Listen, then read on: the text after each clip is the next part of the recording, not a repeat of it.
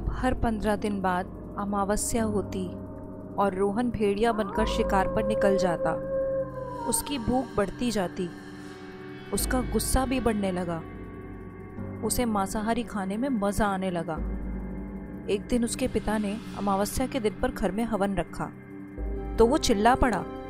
उसकी आंखें गुस्से से लाल होने लगी। यह देखकर उसके घर वाले डर गए। वो कुर्राता हुआ घर से निकल गया।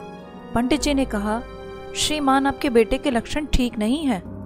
आप चुपके से आज रात इस पर नजर रखें। मुझे लगता है ये भेड़िया बनकर शिकार पर जाता है। नहीं नहीं, ऐसा नहीं हो सकता। अगर ऐसा हुआ तो ये अगली अमावस्या पर आप लोगों को ही मार डालेगा। पंडित जी ने चेतावनी दी। सबने रोहन पर नजर रखी और पंडित जी की बात सही साबित हुई। अगले दिन सब उस पंडित के पास पहुंचे। उसने बताया कि यहाँ से 15 किलोमीटर दूर एक महात्मा रहते हैं। उनके पास चमत्कारी जल है। वो अगर रोहन पर छिड़क दिया जाए तो वो बच सकता है। सब उस महात्मा के पास गए। उसने कहा, जल तो मैं दे दूंगा, मगर इसे तभी छिड़कना जब वो भेड़िया बना हो।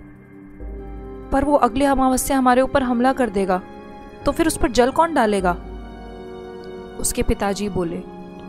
महात्मा ने कहा, देखिए, बाहर से कोई आकर जल डाल दे। अब उसके पिताजी ने पूरे गांव में बात की, मगर कोई तैयार नहीं हुआ। वो निराश होकर घर लौट ही रहे थे कि उन्हें उनका शहर से आया दोस्त शिवदत्त मिला।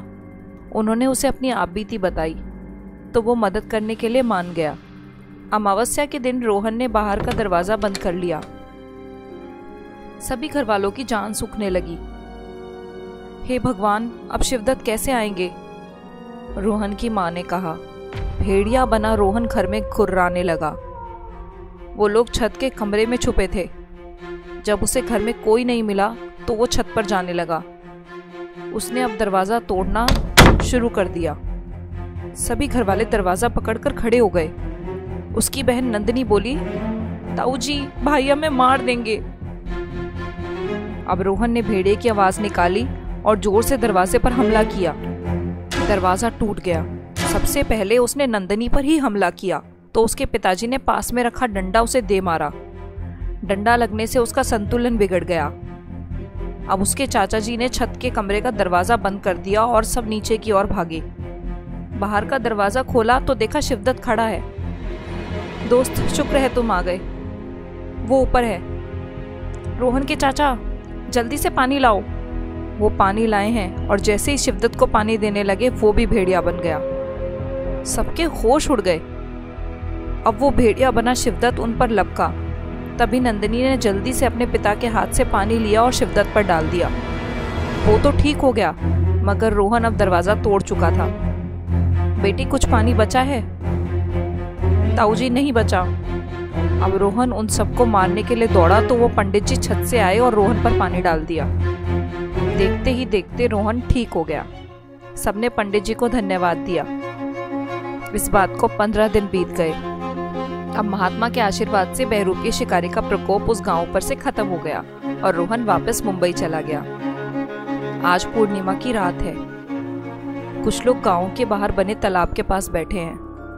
तभी एक सुंदर सी लड़की आई और उनसे खाने के लिए कुछ मांगने लगी। हरिया ने उसे कुछ खाने को दिया तो उसने उसका हाथ खींचा और उसे मार दिया। सभी डर गए। अब कहते हैं कि हर पूर्णिमा की रात डायन तालाब के किनारे घूमती रहती है।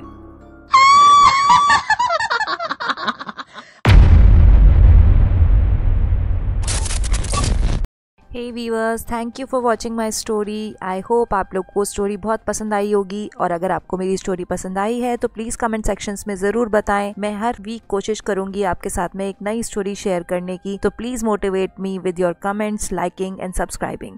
Thank you for watching. Good bye.